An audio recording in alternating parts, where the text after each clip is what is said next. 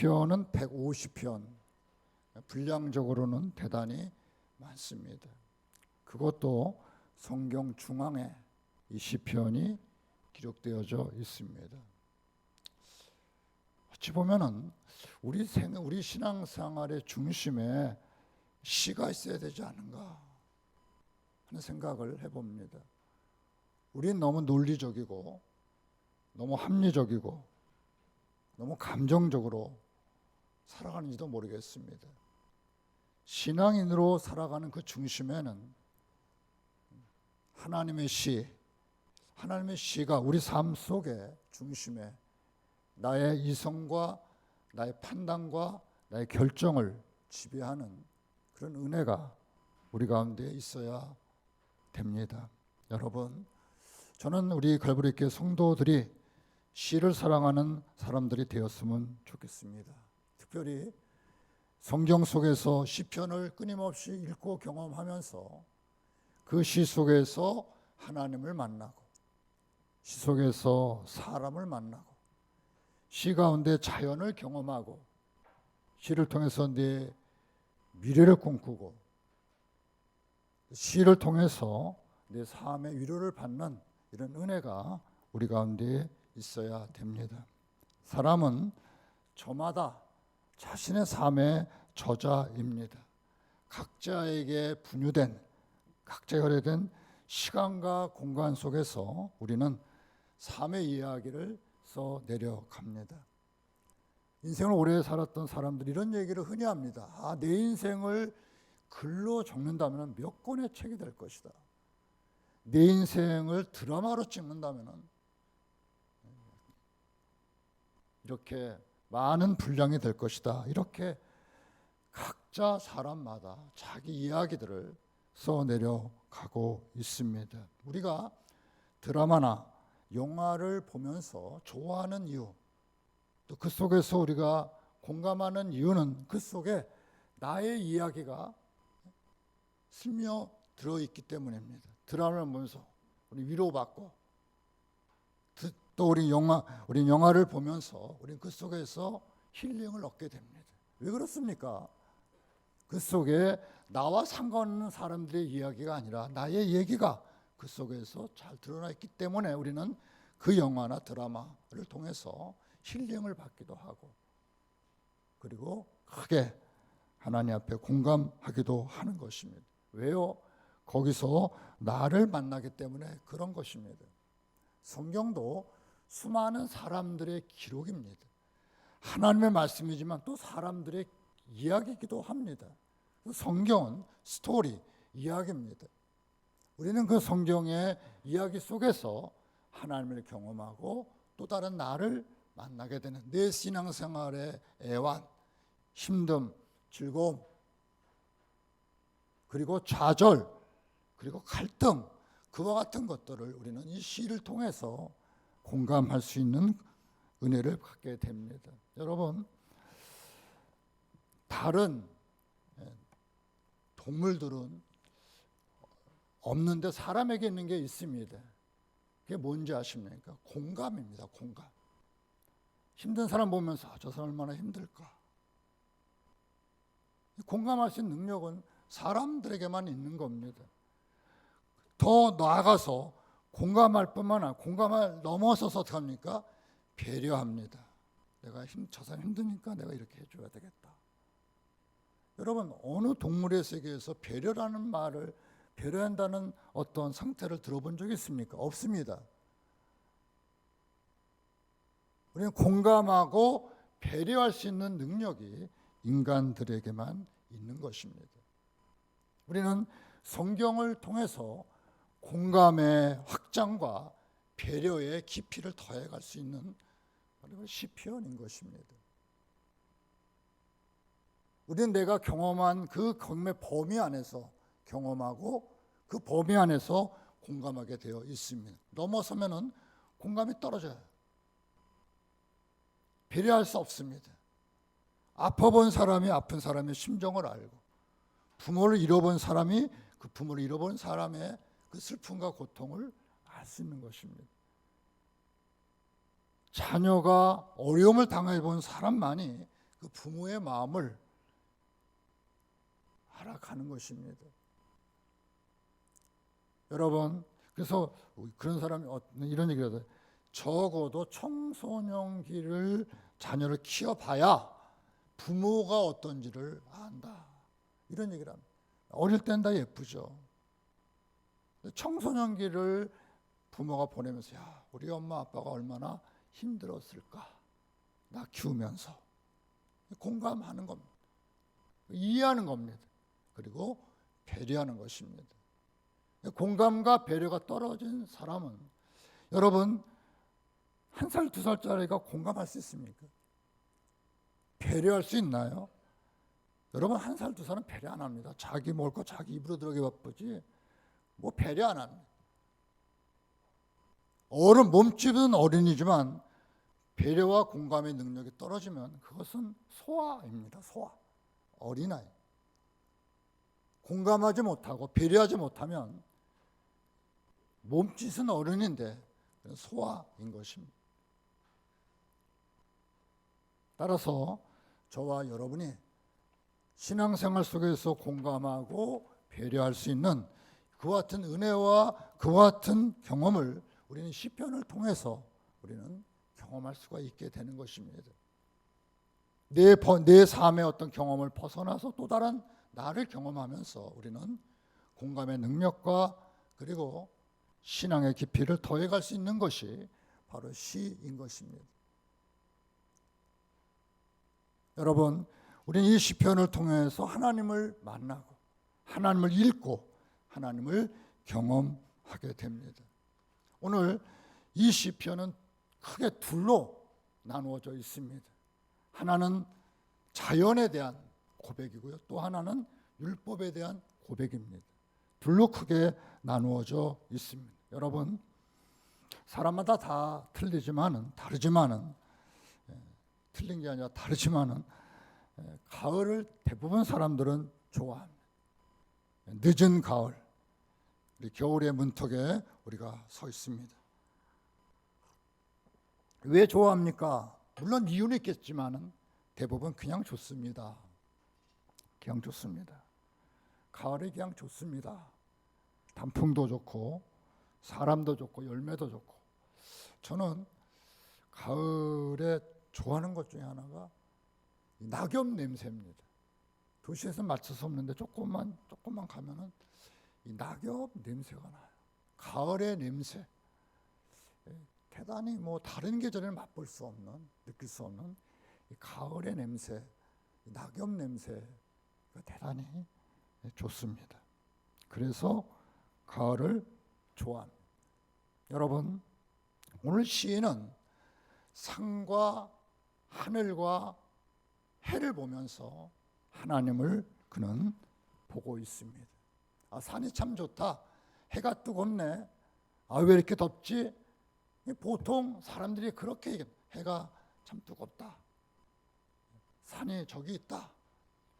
이렇게 얘기하는데 오늘 이 시인은 그 산과 그 해와 그 날을 보면서 하나님의 일하심을 노래하고 있습니다.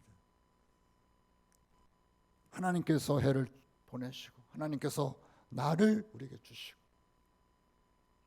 하나님의 하늘을 주시고 하나님의 궁창을 주신 그 하나님을 그는 찬양하고 있습니다. 저는 이 시를 보면서 우리는 그냥 하늘 보고 공기 느끼고 뭐 낙엽 보고 산 보고 그 정도에 머물러 있는 것이 대부분인데 오늘 시인은 그걸 보면서 하나님의 일하심을 고백하고 있습니다. 따라서 우리는 이 시를 접하면서 내가 미처 가지 못했던, 내가 미처 느끼지 못했던 그와 같은 느낌을 이 시인을 통해서 우리는 하늘을 바라보면서 해를 바라보면서 하나님이 이렇게 우리가 우리 되도록 생존할 수 있도록 자연 속에서 일하시는 하나님을 노래하고 있는 것을 보게 될 때, 사랑하는 성도님들, 우리가 이 가을을 보내면서 이 계절을 보내면서 이 우리의 삶의 조건들이 내가 모르는 수많은 삶의 조건들이 있지 않습니까? 그 조건들을 경험하면서 하나님 감사합니다. 하나님의 일하심을 찬양을 잘 못하지 않습니다. 오늘 이 시를 통해서 우리는 그런 것에 대해서, 그런 조건들에 대해서, 그런 자연들에 대해서 한번 따라해 보실까요? 하나님 감사합니다. 하나님 참 좋습니다. 이 고백이거든요. 하나님 저에게 이렇게 하늘도 주시고 해도 주시고 바람도 주시고 내가 맡을 수 있는 향기도 주시고 먹을 수 있는 것도 주셔서 너무너무 감사합니다. 하나님 일하시니 제가 행복합니다. 그 고백이거든요. 우리는 이 시를 보면서 우리가 미처 느끼지 못했던 자연 현상을 통해서 하나님의 일하심을 목도하고 하나님께 감사하고 영광을 돌리는 믿음 있는 하나님의 백성들이 되셔야 될 줄로 믿습니다. 여러분, 이제 오늘이 22일입니다. 24절기를 보니까 오늘이 뭔지 아십니까? 24절기. 저도 오늘 달력을 봤어요. 24절기 가운데 오늘이 소설이에요. 소설이 뭡니까? 소설이 처음으로 얼음이 얼은 시기래요. 소설이라는 의미가 처음에 얼음이 얼는 시기입니다. 그러니까 이제 겨울이 이제 시작됐다는 얘기죠. 그리고 다음 주는 교회력으로 뭐죠? 대림절, 대강절이 시작이 됩니다. 그리고 4주 지나서 우리가 기다리는 성탄절이 있습니다. 그러니까 우리 교회력은 다음 주부터 성탄절 거의 한 달, 29일부터 25일 거의 한 달 동안 4주 동안에 뭡니까? 기다림, 갈망을 배우는 절기입니다. 아멘 주 예수여 다시 오시옵소서 하는 기다림의 정서를 회복하는 절기가 대림절, 강림절, 기다림. 신앙의 정서 속에서 우리가 신앙생활을 하면서 우리 그 신앙의 정서가 우리 안에 들어오게 될 때 그 정서의 핵심적 요소 중에 하나가 기다림, 갈망입니다. 그 갈망의 대상은 아멘, 주 예수여 어서 뭐죠? 오시옵소서, 주님을 향한 갈망입니다. 여러분, 저와 여러분이 산을 보면서 하나님의 일하심을 또 하나님께서 약속하신 그 약속을 우리가 기억하면서 하나님을 향한 기다림, 이것이 신앙인의 정서인 것입니다. 그러면서 이제 오늘 7절에 이 말씀이 시작이 됩니다. 자, 7절을 한번 보실까요? 여호와의 율법은, 자, 이제 하나님 말씀으로 돌아옵니다. 여호와의 율법은 뭐죠? 완전하여 뭐죠? 영혼을 소성시키시고. 그러니까 여러분, 하나님 말씀은 우리가 어떤 형편에 있든지, 여러분, 하나님은 하나님의 말씀을 통해서 우리의 삶이 어떤 형편에 있든지, 완전하다는 것은 어떤 상황 속에 우리가 있다 하더라도 우리를 어떻게 해요? 소성시킨다는 영어의 표현은 리바이블입니다. 다시 어떻게 해요? 다시 우리를 일어나게 한다는 것입니다. 아멘. 여러분, 우리가 살아가면서 늘 성공적이면 뭐 늘 일어날 수 있으니까. 근데 우리는 그렇지 않습니다. 9번, 10번 시험 보면 9번 잘못 보고 어쩌다가 한 번 조금 뭐 열심히 사는데 어쩌다가 대부분의 삶은 좌절과 절망을 경험할 때가 많습니다. 어제 저희 그 목양실에 청소하러 온 집사님이 저한테 질문합니다. 목사님 어떻게 살아야 됩니까? 제가 할 말이 없었어요. 내가 어떻게 살아야 되지? 뭐 해먹고 살아야 되지? 그 뜻이거든요. 어떻게 살아야 된다는 의미는 내가 뭘 해먹고 살아야 됩니까? 대단히 어렵습니다. 질문한 사람도 쉽게 질문 안 했겠지만 질문을 받은 저도 참 할 말이 많이 없어요. 여러분, 저한테 뭔가 좀 어떤 그 영감을 받고 싶어서 질문을 던졌는데 저는 대답을 못했습니다. 우리 인간이 갖고 있는 한계예요, 한계. 잘 보이지 않습니다. 뭐 하고 싶고 뭔가 하려고 하는데 이게 불안합니다. 여러분, 사랑하는 성도님들, 저와 여러분이 하나님 말씀을 통해서 날마다 소송돼야 될 줄로 믿습니다. 여러분, 하나님은 우리를 다시 일으켜 세우시는 분이 하나님이십니다. 여러분, 우리가 하나님 앞에 나와서 하나님 저 죽겠습니다, 살기 어렵습니다, 온갖 소리를 다 할 수 있어요. 저 그만두겠습니다, 인생 저 종치겠습니다, 그렇게 할 수도 있어요. 앞이 안 보이니까. 그런데 말입니다, 하나님은 살아계셔서 그 말씀으로 우리를 어떻게 해요? 소송시키시며, 아멘. 한번 고백해 보실까요? 소송시키시며, 아멘. 여러분, 뭐가요? 하나님은 말씀을, 여호와의 율법, 하나님 말씀은 우리를 소송시키시며 라고 말씀하고 있습니다. 여러분, 사랑하는 성도님들, 저와 여러분이 이 말씀 앞에 일어설 수 있기를 축원합니다. 여러분들 성경을 이렇게 덮어놓고 여러분 경험 속에서, 여러분의 계산 속에서만 생각하면 소송의 길이 안 보일 수 있어요. 하나님의 말씀을 펴놓고 한 절 한 절 어디든지 어느 성경이든지, 특별히 이번 주간에 여러분의 시편을 읽어가면서 여러분 읽다 보면은 내 영혼이 살아나고 솟아게 되고 여러분 은혜를 받게 되는 줄로 믿습니다. 하나님의 사람은 하나님 말씀으로 사는 사람들입니다. 아멘. 아멘. 여러분, 그래서 하나님 말씀이 내게 돌아올 때 우리는 숨 쉴 수 있습니다. 숨이 쉬어지는 거예요. 하나님은 우리를 숨쉬게 하시는 하나님이신 줄로 믿습니다. 우리 숨쉬게 하는 거예요. 여러분 돈으로 숨쉽니까? 공기로 숨쉽니까?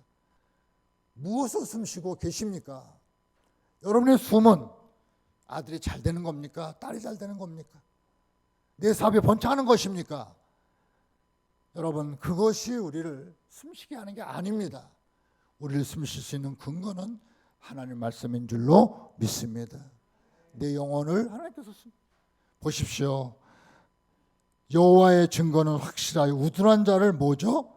아멘. 여러분, 우둔한 자를 하나님은 우리의 어떤 형편에 있다 하더라도 하나님은 하나님의 지혜로 우리를 이끌어 가시는 줄로 믿습니다.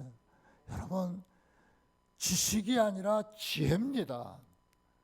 여러분, 지식인 세밀한 거라면 지혜는 그 세밀한 것들을 관리하고 통찰할 수 있는 능력입니다. 지식은 떨어져도 지혜가 높을 수 있습니다. 여러분, 하나님은 우리에게 주시는 것이 뭐냐? 바로 지혜입니다. 우리가 지혜로우면 부모 노릇, 자녀 노릇, 내 삶의 영역에서 그 일을 차낼 수 있는 능력을 갖게 될 줄로 믿습니다. 우리는 하나님으로부터 지혜가, 여러분, 그래서 저는 1년 동안 성경 읽기를 계획을 하면서 이 지혜의 보고가 되는 잠언이 지혜 보고입니다. 잠언은 31장까지 있습니다.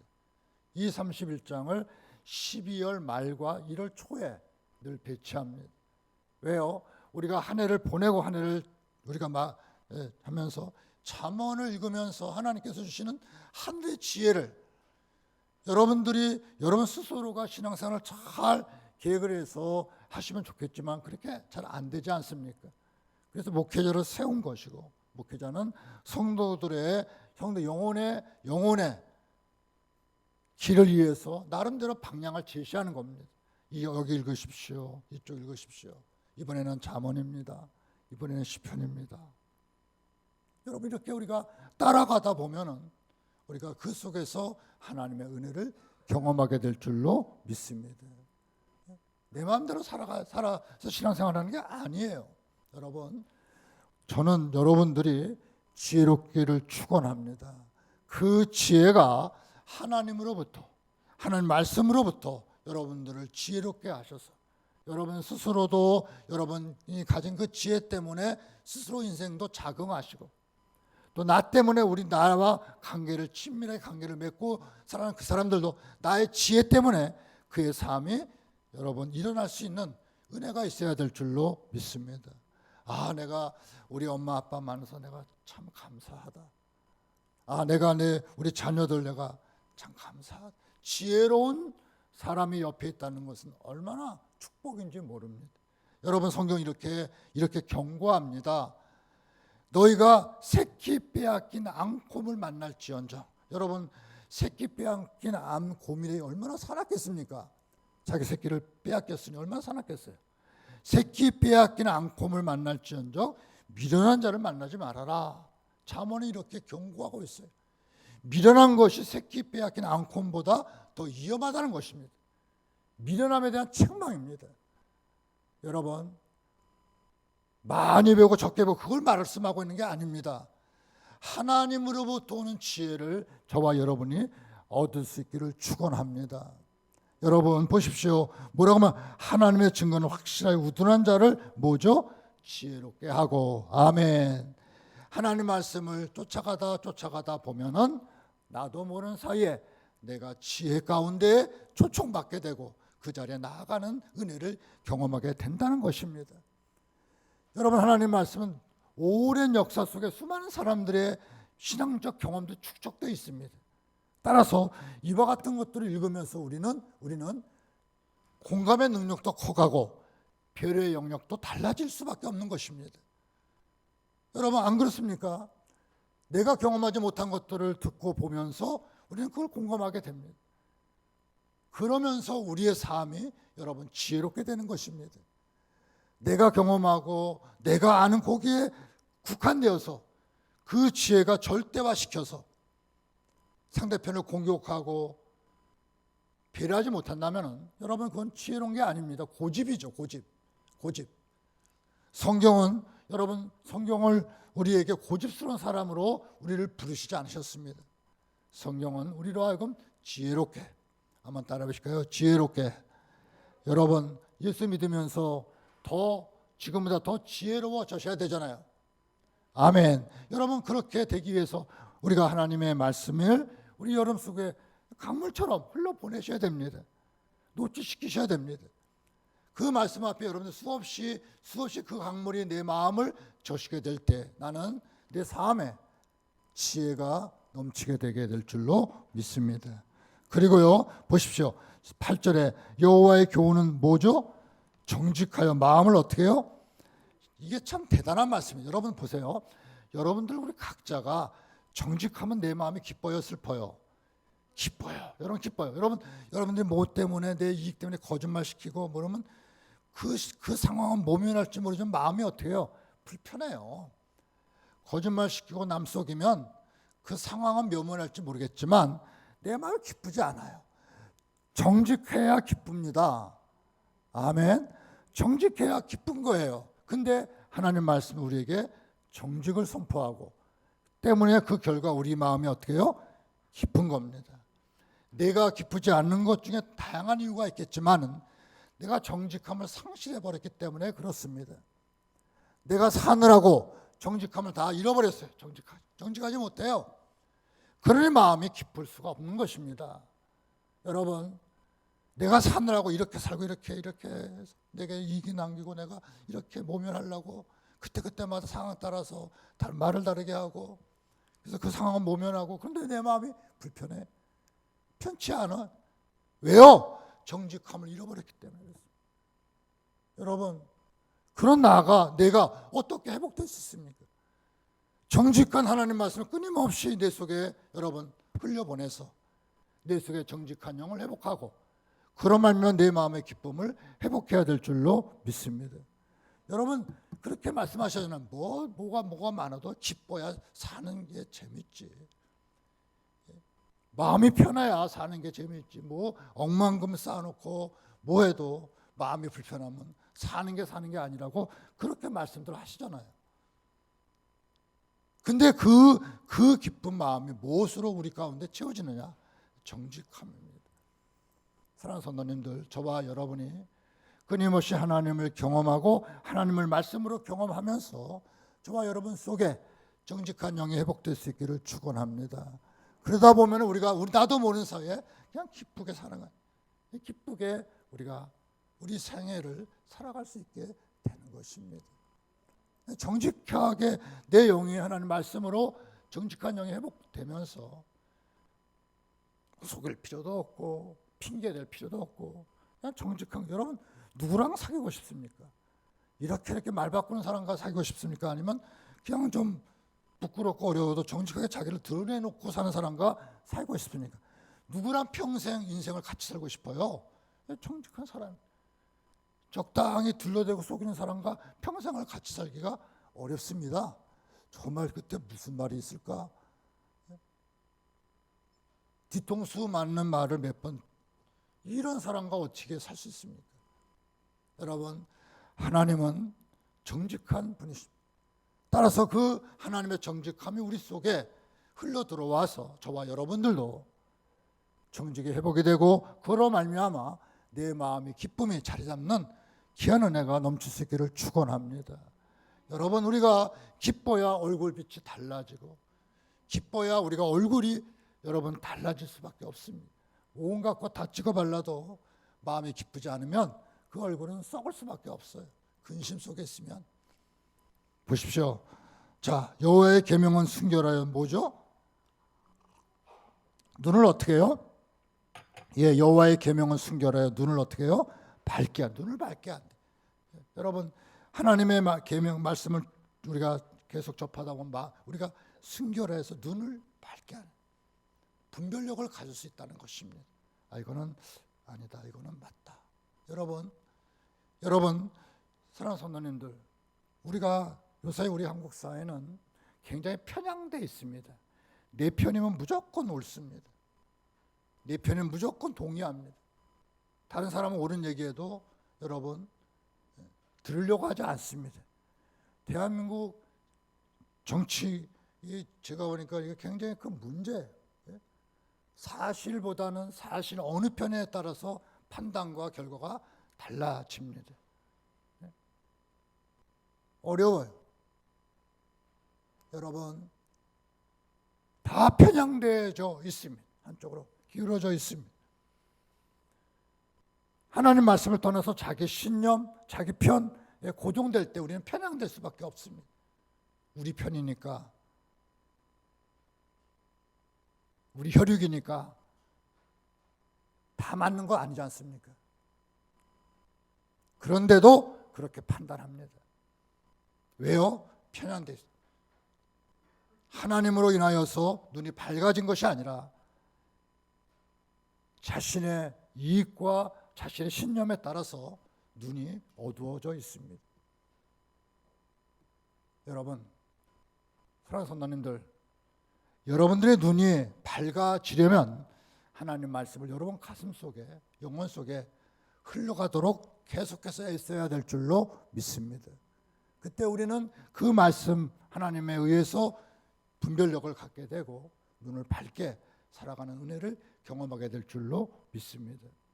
보십시오. 여호와의 경외하는 도는 정결하 영혼까지 이르고 여호와의 범 진실하여 다 의로우니. 자, 그래서 그 말씀을 10절 우리 다 같이 한번 10절 읽어보겠습니다. 시작. 금 곧 많은 순금보다 사모할 것이 꿀과 송이꿀보다 더 달다. 우리가 어떻게 그 말씀에 대한 태도입니다. 10절은요. 금 곧 순금보다 더 사모할 것이며, 이게 돈입니다. 돈. 여러분, 돈 벌려고 애쓰는 것처럼 여러분들이 하나님 말씀을 향하여서 그런 갈망과, 그리고 무엇입니까? 꿀과 송이보다 더 어떻다고요?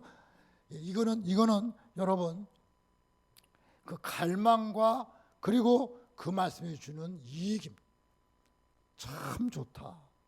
사랑하는 성도님들, 성도들이 하나님 말씀을 이렇게 금곧 순금보다 더 사모하고 그리고 그 말씀을 좋아하기 시작하면서, 여러분 우리는 모든 일이 그래요. 내가 좋아하면서 닮아가고 좋아하면서 흉내내고 좋아하면서 우리의 삶은 진보가 있습니다.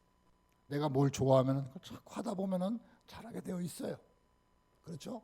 내가 어떤 스포츠를 좋아한다면 자꾸 하다 보면 우리가 하게 되어 있습니다. 내가 누구를 좋아한다, 자꾸 만나다 보면 그 사람을 닮아가게 되어 있어요. 좋아하는 쪽으로 우리의 삶은 달라질 수밖에 없습니다. 여러분 사랑하는 성도님들, 여러분 뭘 그렇게 좋아하십니까? 돈입니까? 오늘 성경은 돈 이상으로 하나님의 말씀을 좋아하라는 것입니다. 그러면 여러분들에게 그 말씀 여러분들에게 뭐요? 달게 된다는 것입니다. 그 말씀이 너무 달아요. 즉 내가 좋아하다 보면 그 말씀이 나에게 너무 단 겁니다. 따라오실까요? 하나님 말씀이 참 달다.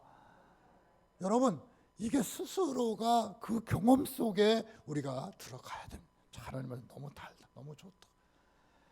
야, 나에게 어떤 이런 것이 나에게 왔는가. 참 너무 좋다. 여러분 땅을 치면서 가슴을 치면서 바로 삶의 은혜가 바로 거기서부터 일어나게 되는 것입니다. 여러분 삶 지금부터 상관없어요. 어느 상황 어느 위치에 있다 하더라도 지금부터라도 그 말씀에 내 영혼이 달기 시작하면은 그 삶 자체가 여러분 하나님은 나를 어떻게 변화시킬지 몰라요. 어떻게 달라질지 모릅니다. 여러분 사랑하는 성도님들, 그런 기적과 은혜가 하나님 말씀을 달게 느끼는 그 순간 그때로부터 일어나게 되는 줄로 믿습니다. 여러분 일어나는 거예요. 자 보십시오. 자, 또 주의 종이 11절 이것으로 경고를 받아 이것을 지킴으로 상이 크니이다. 자, 12절 13절 자기 허물을 능히 깨달을 자 누구리요 나를 숨은 허물에서 벗어나게 하소서. 이제 12절 13절은 이 말씀을 가지고 기도하는 기도의 자리입니다. 뭘 기도하냐면 나를 숨은 허물에서 벗어나게 하소서. 하나님 말씀을 이제 접하고 나서 하나님 제가 깨닫는 것은 뭔가 이렇게 토해내서 버리겠지만 제가 깨닫지도 못하고 나를 움직이는 그 숨은 허물이 나에게 있지 않습니까? 그건 잘 몰라요, 여러분. 여러분들이 깨달으면 뭐 회개하겠시겠죠. 그러나 깨닫지 못하는데 내게 숨은 허물, 그러면서 나를 움직여가는 그게 있어요. 그 숨은 허물에서 벗어나게 하소서. 한번 고백해 보실까요? 숨은 허물에서 벗어나게 하소서. 여러분 하나님 말씀을 여러분들이 꿀송이처럼 들면서 그 말씀을 받아서 나도 모르는 사이에 나를 지배하고 있는 숨은 허물로부터 나를 벗어나게 하소서. 여러분 이 기도가 얼마나 귀한지 몰라요. 여러분 사랑하는 성도님들, 이 기도를 저와 여러분이 말씀을 접하면서 들을 수 있어야 될 줄로 믿습니다. 여러분 우리가 잘났다고 여러분 그러면 안 되잖아요. 그죠? 그리고 여러분 남들에게 여러분 그러면 안 되시잖아요. 나를 나대게 하고 나를 이렇게 위축시키는 그 숨은 허물이 우리 각자에게 살아오면서 다 있기 마련이에요. 그 숨은 허물로부터 나를 벗어나게 해주세요. 여러분 하나님 말씀과 능력을 통해서 그걸 나도 그걸 인식하지 못하고 있지만 나를 지배하고 있는 바로 그거. 여러분 우리 심리학에서 무의식 세계라고 그러죠. 무의식 세계. 의식하고 있으면 괜찮아요. 근데 의식이 없어요. 근데 나를 지배하고 있어요. 그거 나도 인식하지 못한 그것으로부터 나를 벗어나게 해달라는 이 기도는 너무 절박합니다. 여러분 하나님 말씀을 통해서 하나님께 나아가면서 하나님 나에게 숨은 허물에서 벗어나게 하여 주시옵소서 기도하시면서 우리 무의식이 치료되고 그러면서 의식이 회복되는 이런 은혜를 저와 여러분이 경험할 수 있어야 될 줄로 믿습니다. 하나님은 회복시키시는 분이십니다. 아멘. 하나님은 우리를 기쁘게 하시는 분이십니다. 하나님은 우리를 정직한 곳으로 인도하시는 분이십니다. 하나님은 우리 인생을 살만하도록 살 수 있도록 삶의 기쁨을 주시는 분이 하나님이십니다. 내 인생을 달도록 만들어주시는 분이 누구냐? 하나님이십니다. 따라서 저와 여러분이 다시 한번 여러분 하나님 말씀의 초청에 응답하시기 바라겠고 그 말씀에 여러분 영혼이 노출되어서 나를 지배하고 있는 나도 모르는 작은 허물이 벗겨지고 생명을 얻는 이와 같은 축복된 삶을 살아갈 수 있어야 될 줄로 믿습니다. 여러분 마지막 14절을 다 같이 읽어보겠습니다. 나의 반석이시오 나의 구속자이신 여호와여 내 입의 말과 마음의 묵상이 주님 앞에 연락되기를 원하나이다. 아멘. 여러분 예수 믿는 거 참 좋아요. 귀합니다. 그리고 너무 많은 열매가 있습니다. 잘 믿으시기 바랍니다. 여러분 말씀 속에 여러분들이 생명을 얻으셔서 우리의 인생에 주께 연락되는 이런 은혜가 있으시기를 주님의 이름으로 간절히 축원합니다. 아멘.